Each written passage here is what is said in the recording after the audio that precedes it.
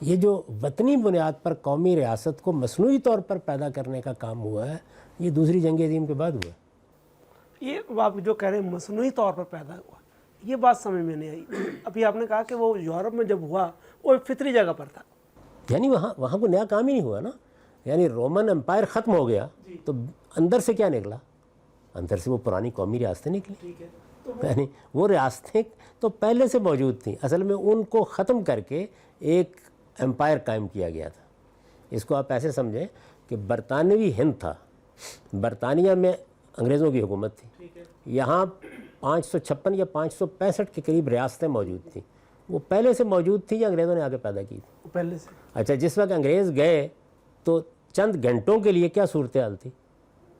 وہی قدیم زمانے کی قائم شدہ ریاستیں، مثلا نظام کی ریاست حیدرآباد میں صدیوں پر، بھوپال کی ریاست، یہ بہاولپور کی ریاست، یہ کلات کی ریاست، یہ سوات کی ریاست، ان کے پیچھے ایک پوری کہانی موجود ہے۔ تو وہ ریاستیں جو فطری طور پر موجود تھیں پہلے سے، یورپ میں قومی ریاست یا نیشنل اسٹیٹ ان کو کہا گیا تھا، یعنی تاریخی طور پہ موجود تھیں، تاریخی طور پر یہ یعنی ایک فطری عمل، وہی بات میں نے عرض کیا نا، قبیلے بنے، قبیلوں کے اندر وسعت پیدا ہوئی، اس کے نتیجے میں ذرا ایک بڑی قوم کا تصور پیدا ہوا، لیکن اس کے پیچھے در حقیقت مثلا اس وقت اگر آپ چلے جائیں قبائلی علاقے میں تو وہاں آپ کو بہت سے قبیلے ملیں گے، وہ قبیلے ایک ہی قوم کے قبائل ہیں بنیادی طور پر، یعنی آپ کہتے ہیں یہ پشتون قوم ہے، تو پشتون ایک بڑا لفظ ہے لیکن اس کے اندر 10 15 20 50 قبیلے ہو سکتے ہیں، وہ بنتے چلے گئے۔ ان کا جو باہمی رشتہ ہے وہ کیا ہے؟ وہ رشتہ اگر آپ دیکھیں تو نسل ہے۔ تو قومیت کی فطری بنیادیں وہی ہیں، یا رنگ، نسل، زبان۔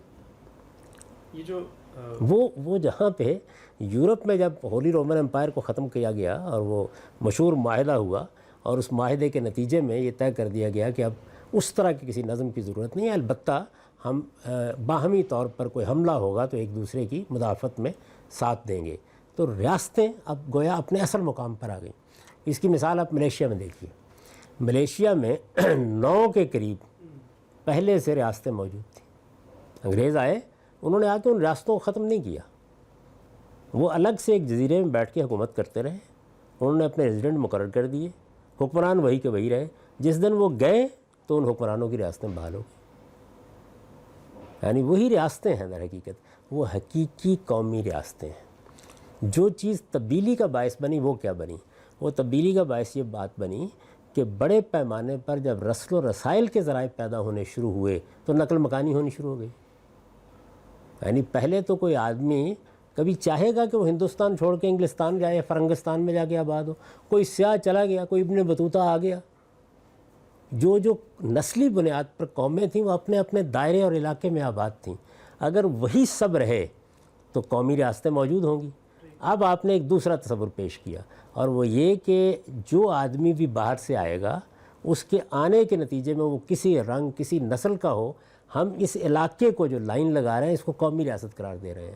میں یہ کہتا ہوں یہ نیا عمل ہے، یہ عمل بہرحال فطری بنیاد پر نہیں ہوا، جب یہ عمل فطری بنیاد پر نہیں ہوا تو اس کا لازمی نتیجہ یہ کشمکش پیدا کرے گا۔ سر یہ بات اس لیے کہ اب آپ کیا سینکٹیٹی پیدا کر رہے ہیں، کیا تقدس پیدا کر رہے ہیں۔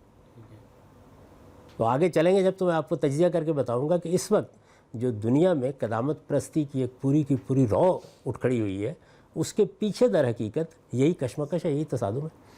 دنیا کچھ دیر کے لیے وہ ایک بڑی اچھی تعبیر اختیار کی تھی ایک مرتبہ مولانا سید ابواللہ صاحب مودودی نے، کہ آپ کسی مین ہول کے اوپر ایک بہت سفید چادر ڈال دیں تو ہو سکتا ہے کہ آپ بہت مطمئن ہو جائیں کہ کیا کہنے ہیں صفائی کے، لیکن اندر تو بہرحال جو کچھ موجود ہے، جب چادر اٹھائی جائے گی تو باہر آ جائے گا۔ تو یہی معاملہ یہاں بھی ہوا ہے۔ آپ اس کو 2 حصوں میں تقسیم کیجئے، ایک وہ قومی ریاستیں ہیں جن کے پیچھے وہی تاریخ ہے، وہی نسل ہے، ایک نسل کا ملک ہے، انگریزوں کا ملک ہے مثال کے طور پر، یا ایک دوسری قوم ہے اسکاچ قوم، وہاں بھی دیکھیے یہی کشمکش موجود ہے۔ آپ سلطنت جب بناتے ہیں تو اس میں مختلف کو اکٹھا کرتے ہیں، اسی طریقے سے جو نئی قومی ریاستیں بنی، برطانوی ہند مثال کے طور پر آپ دیکھ لیجئے، یا آپ عراق کو دیکھ لیں، یا آپ شام کو دیکھ لیں، تو اس میں دوسری قومیں آ چکی ہیں، یعنی وہ محض نسلی بنیاد پر نہیں رہی۔ اچھا، کسی جگہ ان کا تناسب انتہائی کم ہے، 2% ہیں، 4% ہیں، بڑا مسئلہ نہیں پیدا ہوتا، ہندوستان میں مسئلہ کیوں پیدا ہوا؟ یعنی محمد علی جناح قائد اعظم کیا کہتے ہیں؟ یعنی ہم اقلیت نہیں ہیں، ہم ایک قوم ہے پوری کی پوری، ہم کروڑوں کی تعداد میں ہیں، ہمارا الگ مذہب ہے، ہماری الگ تہذیب ہے، ہماری الگ ثقافت ہے. تو یہ اصل میں پرابلم ہے. پرابلم یہاں سے پیدا ہوتا ہے. قوم کے لیے مرنا، قوم کے لیے جینا، قوم کے لیے قربانی دینے کے لیے کھڑا ہو جانا، یہ بڑی قدیم روایت ہے. اس پر مذہبی تنقید بالکل درست ہے، کرنی چاہیے، ہونی چاہیے، لیکن پہلے مسئلے کا حقیقی ادراک ضروری ہے. مسئلہ پیدا کہاں سے ہوا ہے؟ مسئلہ نقل مکانی سے پیدا ہوا ہے، بہت بڑے اختلاط سے پیدا ہوا ہے. آپ اگر دیکھیں تو ہندوستان میں جو ہندوتوا کی تحریک چل رہی ہے اس میں ایک تعبیر یہ اختیار کی جاتی ہے کہ باہر سے آئے ہیں یہ لوگ، ملک ہمارا ہے، ہندو مذہب یہاں سے پیدا ہوا ہے. میں جب ملیشیا میں تھا تو وہاں مسئلہ یہ ہے، بھئی یہ ملے قوم کا ملک ہے، صدیوں سے انہی کا ملک ہے. یہ چینی تو 200 سال پہلے آئے ہیں، 300 سال پہلے آئے ہیں. اب آپ اصل میں ایک نیا تصور دے رہے ہیں وطنی بنیاد پر قومیت کا، اور وہ یہ ہے کہ ہم نے یہ لائن لگا دی ہے، ہم کون ہیں؟ یعنی ممکن ہے کہ وہ کوئی فاتح طاقت ہو، برطانیہ عظمیٰ نے لگا دی، ممکن ہے کہ کوئی اور بین الاقوامی مسئلہ پیدا ہو گیا ہو، لگ گئی وہ لائن. اس کے لگ جانے کے بعد اب آپ یہ کہہ رہے ہیں کہ یہ سب لوگ ایک ہو کر رہیں. تصور بہت اچھا ہے، لیکن وہ جو پہلے نسلی بنیاد پر اس علاقے میں اگر کوئی بڑی قوم آباد ہے تو وہ رد عمل کی نفسیات میں آ جاتی ہے. تو اس کانفلکٹ کو پھر آپ کیسے دیکھتے ہیں کہ اس کو کیا، اس کا حل کیا ہونا چاہیے؟ اس میں کچھ تصورات ہیں جن کی اصلاح کی ضرورت ہے، کچھ اقدامات ہیں جن کی اصلاح کی ضرورت ہے، اور کچھ عالمی سطح پر اقدامات ہیں جن کے لیے دانشوروں کو، لوگوں کو تیار کرنا چاہیے. یہ آپ جس جگہ آپ دیکھ رہے ہیں مسئلے پیدا ہو گئے ہیں، یہ سارے مسئلے اس سے پیدا ہوئے ہیں.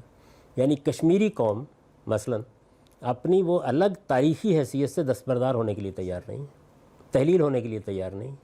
اسی طریقے سے ناگالینڈ کے لوگ، آسام کے لوگ اس الگ حیثیت سے دستبردار ہونے کے، کردستان کے لوگ، یعنی ایک بڑا مسئلہ مشرق وسطیٰ میں یہی ہے. تو جس وقت آپ باہر سے آئیں گے، کسی علاقے میں آباد ہوں گے آ کے، تو یہ کانفلکٹ پیدا ہوگا، لازمی طور پر پیدا ہوگا.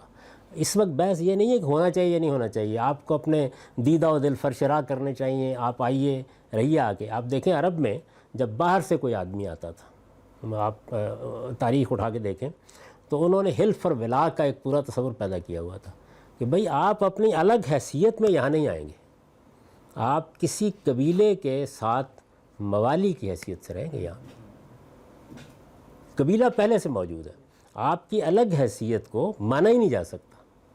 خود امام ابو حنیفہ کے قبیلے کی یہی حیثیت تھی. بہت بڑے بڑے لوگ جو یہاں سے آئے انہوں نے کسی عرب قبیلے کے ساتھ اپنے آپ کو وابستہ کیا. تو یہ قبیلے کا تصور جو نسل سے پیدا ہوتا ہے، اور ظاہر ہے اس میں رنگ، ظاہر ہے نسل کا اشتراک ہوگا تو آپ سے آپ اشتراک پیدا کر دے گا. ایک جگہ آپ رہ رہے ہیں تو زبان بھی ایک ہو جائے گی. تو اصل میں یہ تینوں فطری بنیادیں مل کر قوم کی تشکیل کر دیتی تھی. جب تشکیل کر دیتی تھیں تو اس کے ساتھ وابستگی، اس کے لیے جان دینا، اس کے لیے عزت کے لیے مرنا، اس کی برتری کی کوشش کرنا، اس کے لیے غیرت اور حمیت کے جذبات، یہ یعنی یوں سمجھ لیجئے کہ انسانوں کے شریف ترین جذبات بن گئے ہوئے تھے. دنیا کی بڑی اعلیٰ شاعری قدیم تمدن میں اسی بنیاد پر وجود میں آئی ہے. وہ اتنی بڑی کتاب ہے حماسہ جو ہم زندگی بھر پڑھتے رہے، اس میں کیا ہے؟ یہی کچھ ہے. یعنی اپنی قوم کے لیے فخر، اپنی قوم کے لیے قربانی، اپنی قوم کے لیے مرنا. پھر اس کے بعد بہادری کی داستانیں، میں نے گھوڑا کیسے دوڑایا، میں میدان میں کیسے اترا، اور پھر اس کے بعد کچھ لغویات بھی، میں ان کی عورتیں کیسے اٹھا لایا اور میں نے یہ کام کیسے کیا. وہ پھر ظاہر ہے کہ اخلاقی لحاظ سے بہت سے سوالات پیدا ہوتے ہیں. تو اس لیے اس کو یوں نہیں دیکھنا چاہیے کہ یہ کوئی نئی چیز ہے پیدا ہوئی، یہ قدیم ترین چیز ہے، موجود ہے.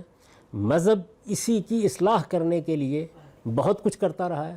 رسالت میں آپ صلی اللہ علیہ وسلم نے جب یہ قومیت اس طرح سے بولتی تھی جیسے آپ اس کو دیکھتے ہیں کہ ہم کیا کہا، اداول الجاہلیہ، جاہلیت کی باتیں کرتے ہو، اس کو مٹانے کی کوشش کی، کم کرنے کی.